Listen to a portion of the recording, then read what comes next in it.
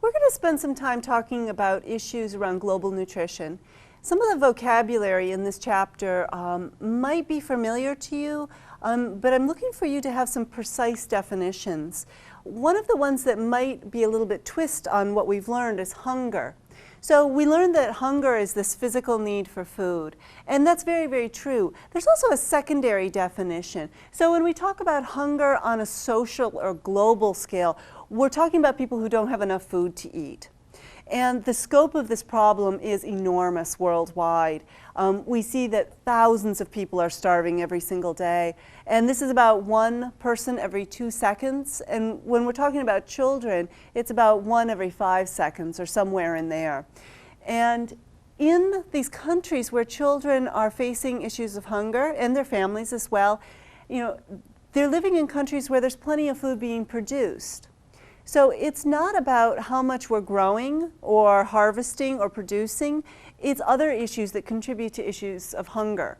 So these factors might include transportation, political will, issues of access, money. It goes on and on and on. So we're going to kind of unpack that a little bit and look at some of these problems. So another definition that could be really helpful for you is this idea of undernutrition. And when people are undernourished, they're going to have physical manifestations of that, as well as emotional, social, cognitive issues. So it can be harder for them to fight off an infection. They're going to be more susceptible. It's much harder to learn. All of these things that come from not getting enough energy. And the foods that these children facing hunger tend to consume are highly refined grains. Things like white bread and fat sources, crackers, things like this are readily available. It could even be things like white rice, corn, millet, things like this. Other kinds of foods, naturally available whole foods, tend to be more expensive in a lot of these locations we're talking about. And this is true in the world. One of the things that Michael Pollan, who wrote The Omnivore's Dilemma, talks about is that if you want to eat well in our world, you either have to be very, very poor, because you're going to be eating more fruits and vegetables generally if you're poor than meats and things like this, or you have to be very wealthy in the case of Western societies. So I believe that to some extent. I think that we do need to have greater access to some of these foods because we understand the consequences when children don't have enough. And this is true of adults as well. So when they're facing hunger, they're less likely to be productive, they're more likely to face disease risk, and overall quality of life dramatically suffers. Hunger is not always easy to recognize, and this is important. If we look at pictures of starving children, yes, we can recognize that. But in the US, it's a little bit more closeted. So when you go to the supermarket and you look around at all of the people, you may not know who's facing food insecurity or hunger. And we know that in Massachusetts, it's about 1 in 5 people say that they're facing insecurity or uncertainty around food access every month. So that's a pretty daunting statistic. I've used this word for food insecurity. And here I'm talking about not knowing where you're going to get your next meal. So it may be that you have enough for dinner, but you're not sure what's going to happen tomorrow, okay? Or that you're purposely cutting down on the amount that you're eating because you know that there's going to be lean times ahead. So there are lots and lots of children, 13 million US children, and this figure's a little bit outdated. With the recession, we know that this number has gone up. And already about 1 in 4 children lives in a home where there's poverty. So, food insecurity, just to bring you kind of the textbook definition, so it's a condition of limited or uncertain access to food of sufficient quality or quantity. So again, I want you to key in on a couple of words here, quality, quantity, and then also to sustain a healthy, active life. So it's not good enough that we're feeding our kids highly refined grain products. They need to have fruits and vegetables, and they need to have lean meats and all of these other kinds of things. Another word that I want you to know is this idea of food poverty.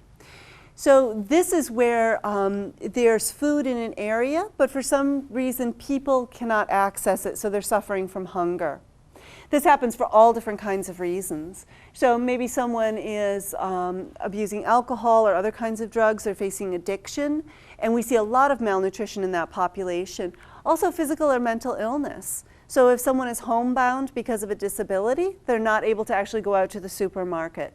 That's also true if there's not enough transportation. If you look at the case of Vermont, it's actually considered the most rural state in the US, which means that more residents in Vermont are living outside of major city centers than in any other state. And we think about Montana or Wyoming as being rural, but a lot of those people are clustered around population centers. So transportation could be a significant issue. Depression, other kinds of mental illness issues, and then lack of awareness around government programs.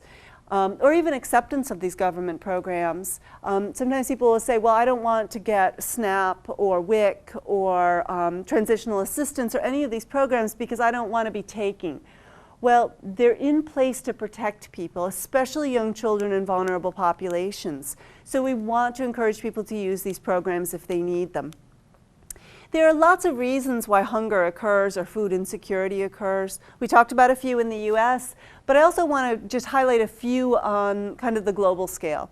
So population growth is a significant problem. The more children that are born in a family, the fewer resources there are for each child. And we look at the rate of fertility and population growth, and it really in some places is outstripping resources. So it's a little bit controversial here. We get into issues around family planning and fertility control. And when you look at populations, for instance, in India or parts of Africa, I truly believe that women do not want to have 10 children to have only 2 survive to adulthood. There are many, many reasons why women have lots of children and families are large. It can be economic power, it can be tradition, it can be the fact that she doesn't have access to family planning. It can be issues of women's empowerment. So I really invite you to think about some of these issues in a very non-judgmental way. Because sometimes students will say to me, well, in the US, we don't want people to have a child if they can't care for them. Well, that's true everywhere. But there are some kinds of societal barriers that exist in certain populations which we really don't fully appreciate how they're going to impact her ability to control fertility. We also know that poverty causes hunger, and this should make a lot of sense. This is common sense, right? That if people don't have money, they're going to be less able to buy nutritious food. But we often forget that this is cyclical. So that if people are suffering from poverty, can't afford good nutritious food, it actually furthers their poverty in a lot of ways because they can't work. Because if you're not well nourished, you can't go out and work in the fields or hold down a job. You're more likely to get sick. You're more likely to have some kind of an injury. So again, when we look at developing nations and their ability to actually kind of further develop, in positive ways, poverty is a huge issue. And this is one of the Millennium Development Goals from the United Nations. And they talk about poverty reduction programs. I like to think of them as more like wealth increasing programs. There's plenty of money in the world. It's more about how it's allocated and the political pressure and the choices that are being made. North Korea is a very, very good example of that. People are facing imminent starvation there, yet the government is choosing weapons and other kinds of things that don't actually further the health of the people. So, think about that sometimes it's political power that is impacting this. Loss of food-producing land. And if you've lived in Central Mass or Western Mass for very long, you might have noticed this trend that we're growing less crops on lovely farmland and we're growing more houses, right? You see that the landscape has dramatically changed and this lovely fertile soil is now where people plant their house. And this is true worldwide. For instance, Brazil, I was just watching a program about this. The rainforest is being chopped down and people are grazing cattle there. So we're having a lot of environmental degradation and we're losing this land in a lot of different ways. It's not just houses, it's pasture land for animals. It's very, very complicated. We're paving over a lot of this land as well, putting up supermarkets or whatever it is. We can also look at environmental damage, and this is about fossil fuels. So, we know that there's climate change. I mean, there are people that can deny that, and that's okay. Most scientists agree with this. Also, air pollution is going to kind of alter the opportunity to produce certain kinds of crops. When you think about ozone and you know, the ability of the sun to make its way to the earth and how strong those sun's rays are, it's really very, very complicated, but it still points to this idea of hunger and food insecurity. And so we talked a little bit about environmental change. So I just had one more quick slide about that, about carbon dioxide. And we see these dramatic changes in natural disasters. So droughts, and there are some parts of Africa, especially Eastern Africa, around Ethiopia and maybe Tanzania and some of these countries, where they've had cycles of drought and flood for eons. But we're starting to see drought and flood in other places beyond cyclical norms, okay? And then we also see certain diseases taking root in areas where they never had them. For instance, the Maldives are a really great example of this. It's an island nation in the Indian Ocean, and they're very, very close to sea level. And with sea levels rising, people are losing their way of life, their normal way of creating foods. All of these things are going to have a dramatic impact on food and insecurity. A couple of other things. There's no good news here on my slides, unfortunately. So I've talked about ozone. I just want to mention water shortages. Water is going to be a pivotal issue, if it's not already in your mind, within probably the next 10 years. Not only in the US, but also worldwide. About 2/3 of people in the world do not have access to clean water. So that's, you know, 2 people out of every 3. That's really, it contributes to a lot of disease, a lot of suffering and death. So what we do have in terms of fresh water is really being used at a very, very high rate, and then we're also polluting it at an exceptionally high rate. If you think about things like bottled water, you know, the commodification of water, you know, no human can exist without air or water, and yet we're starting to sell water. Maybe air is next, I'm not sure. I don't want to implant that idea in anybody's mind. I talked about Brazil and what was happening there. Also the deforestation and desertification. So we're turning some of these fertile grounds into inhospitable farmland. If you watched the series on the Dust Bowl from Ken Burns, you saw this happening. That how we manage crops in our agricultural kind of process becomes very, very important. In the US, we raise really predominantly 3 crops, so soybeans and corn and wheat. And because of those crops, really we have to add so many more fertilizers to the soil. So take a look at that. I invite you, there's plenty of stuff online that you could read about it as well as in the text. Also ocean pollution, we're killing fish. These natural habitats for fishermen are really, really disappearing. And we overfish certain species. Which brings me to this astounding statistic that 140 species of animals and plants are becoming extinct each day. And you might say, oh, Lisa, that's not true. So I actually looked that up, and most people think it's more like 160. That's pretty dramatic. And these are things we haven't even discovered necessarily. We tend to focus, like take, for instance, bananas. There are about 100 and some different varieties of bananas, but you probably know 3 of them. And the traditional banana we have in the US is the Cavendish banana. Now, if that is susceptible to some kind of blight or you know, a pest or you know, fungus or something like that, it's going to kind of wipe out world banana production because we focused on this one particular banana. So we need to actually encourage a lot of biodiversity in our agriculture. And that's really going to be an important mechanism for stemming some of these problems around poverty. I told you earlier that it can be very difficult to understand or recognize hunger. So I like this little table from your text. And it's questions that we might ask someone to see what level of food insecurity they might be experiencing, if they're experiencing any. Now, there was a very bright woman from Cornell, and she asked women one question. She dispensed with all of this. She said, you know, we can be much more attuned to women's needs by asking one question. I thought this was brilliant. She said to women, how much do you worry about food? How much do you worry? And that was an indicator of how much food insecurity that family was suffering. We know that women are worriers, and we know that they're the providers of nutrition in the home. So if we go into any community and we say, how much are you worried about this? They will tell us, and we know then how it corresponds to their nutritional needs. In the US, we have lots of programs really targeting some of this hunger. And I want you to take a look at this statistic here, that 1 in every 6 Americans is receiving some kind of food assistance. That's dramatic, right? That's higher than any other developed nation. And still, these programs at a cost of $35 billion a year are not preventing hunger. So there's still a lot of room for us to improve. We have age-specific programs. We also have life stage specific. So this could be for pregnant women, lactating women. We have children's programs. You can think about all kinds of benefits through WIC. We're really targeting vulnerable populations when we look at these.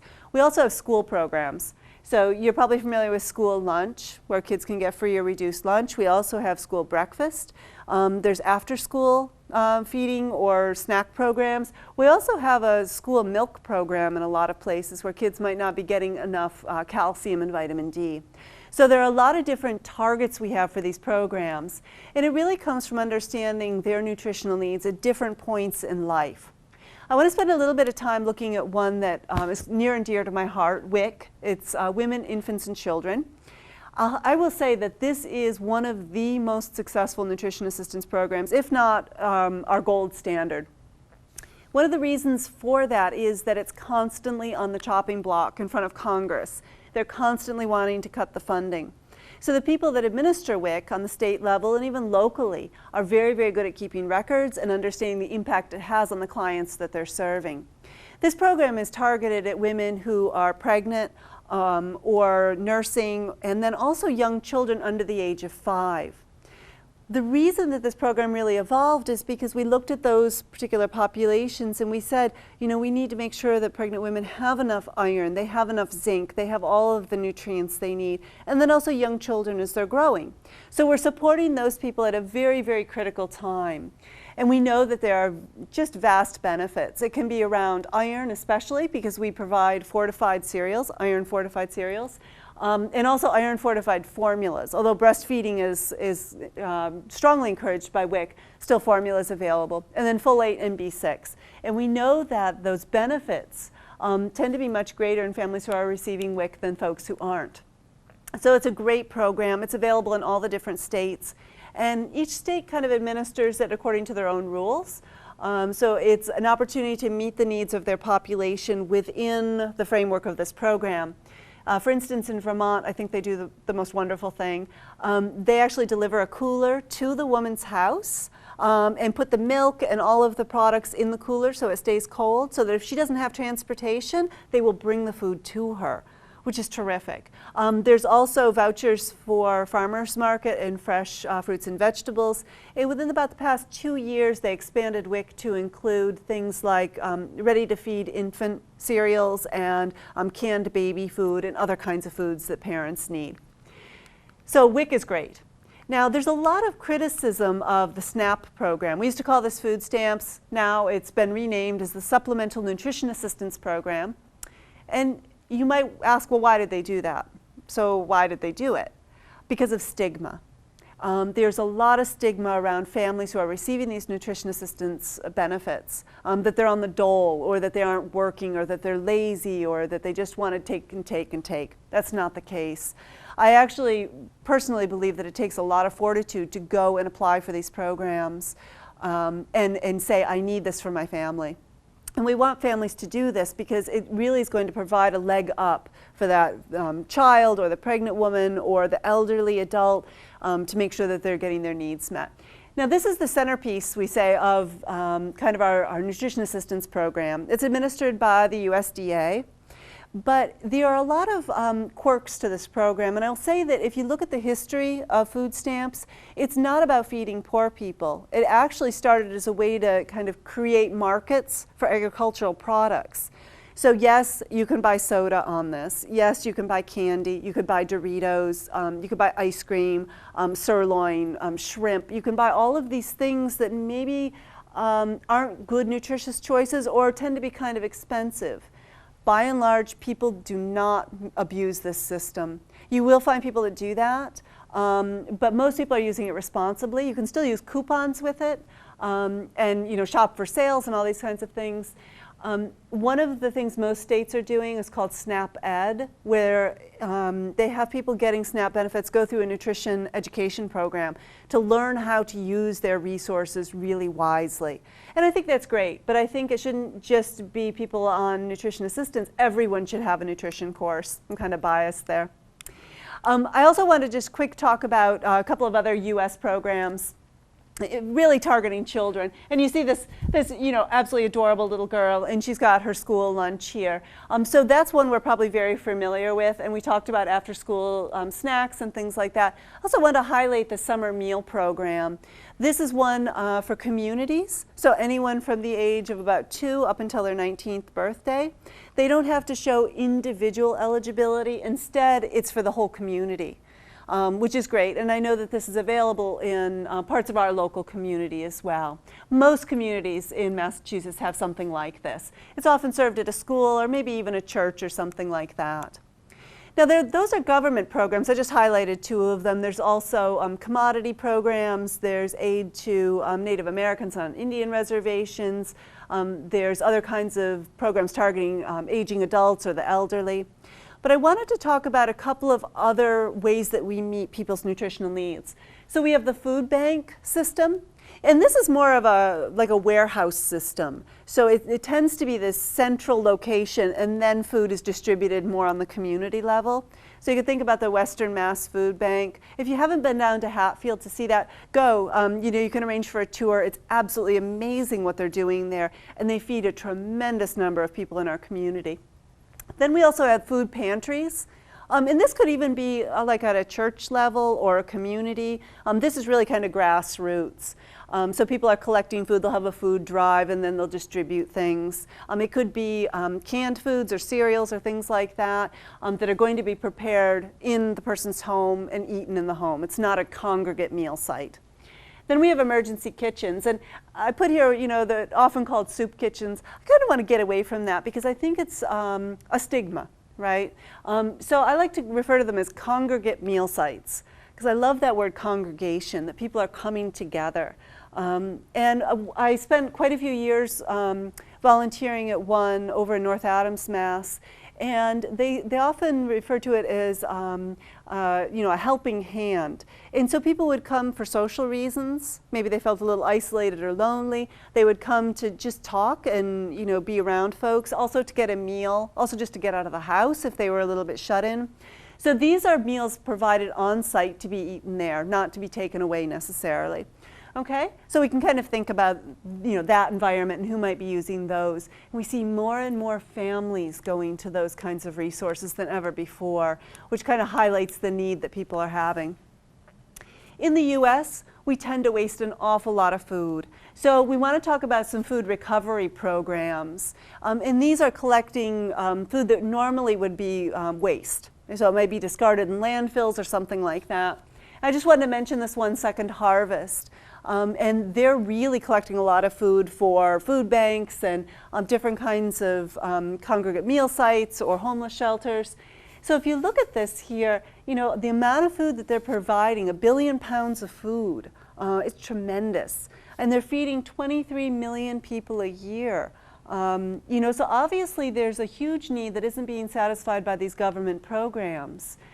So if you look at kind of how we're meeting our need, the government maybe isn't doing as much as it could, and a lot of these private agencies have to come forth and participate. I said that we waste a lot of food in the US. I don't know if it would surprise you that it's 20% of our food supply that's wasted. I think that's pretty unacceptable. And it comes from a variety of sources of waste. So in fields, if you think about after the harvest, maybe you go pick apples. There's always a few apples up on the tree that don't get harvested, that kind of thing. Also commercial kitchens, there's a lot of waste there. Grocery stores, maybe the can gets dented or the package gets ripped a little bit. And in restaurants, so ready-to-eat food that isn't being served that can't be saved over for the next day. Enough food to feed about 50 million people is being wasted. That's tremendous. So there are different kinds of programs that we can look at that are meant to recover some of this food. And a lot of the reason, or one of the significant reasons that a lot of these organizations will donate the food is for a tax write-off. So I think that's great. It's absolutely fine that that happens. we have some different recovery methods to kind of claim back that 1/5 of the food that's being wasted. So field gleaning, this is after the harvest when people can go in and they can pick those apples or the potatoes or whatever it is, grapes after the harvest in France. And I should say that in France they have this wonderful gleaning law, which means that after the harvest has been done, anyone can go into the field without asking special permission and collect the food that's going to be wasted. There's also just a wonderful film called The Gleaners. It's like 3 hours long and it's in French. But definitely check it out because you get this sense of how the community comes together rather than wasting food. We can also have this perishable food rescue. So this can be from markets, this could be from wholesalers. So if you go to the supermarket, sometimes you'll see there's a special coupon on the yogurt, which is about to go past its sell-by date. You can still eat it for a couple weeks after that, but they can't sell it. So we want to claim that food. We also have prepared food rescue. So this is coming from some kind of a kitchen. A few years ago I was walking up 2nd Ave in New York and it was kind of late and all the delis were closing. And it was really just a heartwarming sight. The deli people would come out and put down a piece of newspaper and then all these wrapped up sandwiches they had, rather than go to waste, they put them out for people. And people are coming and taking these. And I just thought it was wonderful that they were doing this. That's not always the case. I'll say that about some restaurants. And then we have non-perishable. And this can be collecting processed foods, maybe the scratch and dent foods, things like this. You see those in the market, the bin where it's reduced. Some of that stuff is going to just be destined for the landfill. And that's one place that sometimes the Western Mass Food Bank will get their donations. Maybe there's a case of something that maybe is extra, or it's somehow the packaging isn't quite right. And they can still use that. The food is absolutely fine. So those are some other ways that we can recover some of that food. I want to talk just a quick minute or two about global hunger. And I know in Chapter 6, when we looked at protein, we talked about kwashiorkor and marasmus malnutrition. But I want to look at this from a slightly different angle. So if we want communities and populations to be able to develop and actually grow their society, it comes down to poverty reduction and making sure that people have enough food to eat. And it's not just me that says this. I mean, this is what economists say. This is what the UN says. This is what the World Health Organization says. And we know that when we look at populations of hungry people, that they're living with poverty. There's population growth that's out of control. They're dealing very often with political structures that are kind of unhealthy, or there's armed conflict. And if you look at a map of conflict zones, they overlap. There's malnutrition in those areas, without a doubt. And then natural disaster, that should make a lot of sense. And places where there's environmental damage. And environmental damage and poverty and hunger, they all tend to worsen each other. So you see this kind of coming together of all of these factors. If we look at a map of hunger, so you can see here in this blue that we're really talking about Asia and the Pacific. And then we also have sub-Saharan Africa. If we look at it kind of on our traditional map instead of the pie chart, you can see that even in kind of the Western Hemisphere, we're dealing with some pockets of potential malnutrition and hunger. So some here in Central America, and then down here in South America. Also Africa. So we have this big swath here of Africa and Southeast Asia and such. There's plenty of room for improvement in these populations. So when we look at some of the problems people are facing, we really think about famine. And this is where we often hear about it. And Americans are very, very caring people, but we tend to have a short attention span. So we hear about the disaster in Haiti. Well, people are still recovering from that. There's still a lot of work to be done. Famine is a very, very common issue in the developing world, and it occurs for a lot of different reasons. I mentioned already droughts and floods, but also pests, things like locusts or different kinds. Like even a few years ago, now it wasn't a famine, but I was thinking about the tomato crops in Western Massachusetts. We had some kind of a blight and all the tomatoes died. You could even think about potatoes and the potato famine with the Irish. Politics and armed conflict, this means food doesn't get to people as easily, or that there's preferential allocation of resources. So the party in power is more likely to have access to food. There's social causes and discrimination. for sure. You definitely see this in places like Afghanistan, in parts of, anywhere where there's conflict. And then limited access. Sometimes there's simply not enough food to go around. And so we see famine where there's widespread hunger, kind of based on geography. And it's really, there's not enough food to go around in a lot of these cases. And so that's where you start to see a pecking order. Now, I mentioned hunger as this kind of social definition and trying to kind of reconcile that with our earlier definition of a physical need for food. They kind of go together. I just want to mention this term you often hear called chronic hunger. And we have certain populations that are really suffering many, many generations with chronic hunger. And this occurs in places in Africa. You can look at Sierra Leone, you can look at Haiti, which is, of course, in the Western Hemisphere on Hispaniola. You can also look at parts of India, Southeast Asia, Laos, and Cambodia. There are plenty of places where this occurs. And when we look at the number of people facing chronic hunger, we're really talking about women and children. And there are specific micronutrients of concern, and these are the ones we've talked about all along, so I'm not going to spend a lot of time there. But the reason that this becomes just critically important is that they become much more susceptible to illnesses and diseases, and it's much harder for them to kind of bounce back from this. Now, I want to spend a few minutes just talking about women's health issues and hunger. This is kind of a place near and dear to my heart. And when we look at malnourished women, they're going to bear sickly infants who are much more likely to die. And we know that in Sierra Leone, 1 out of every 8 women dies in childbirth. 1 out of 8. And so it's not just affecting the infant, but it's affecting her. And we can look at issues of malnutrition, prenatal care, lack of access to hospital facilities. Very, very complicated, but we know nutrition plays a big part of this. One thing we can do to kind of offset some of that nutrition injury is breastfeeding and promoting breastfeeding. Keep in mind that when the woman's diet is suboptimal, the quality of the breast milk is still high. It's the quantity that's going to suffer, okay? So still, we want her to breastfeed. And very often when that child is weaned from the breast milk, the child's going to be put on like a corn porridge or rice porridge, something that is non-nutritive. And because 66%, even 70% of people don't have access to clean water, it's not going to be a good situation at all.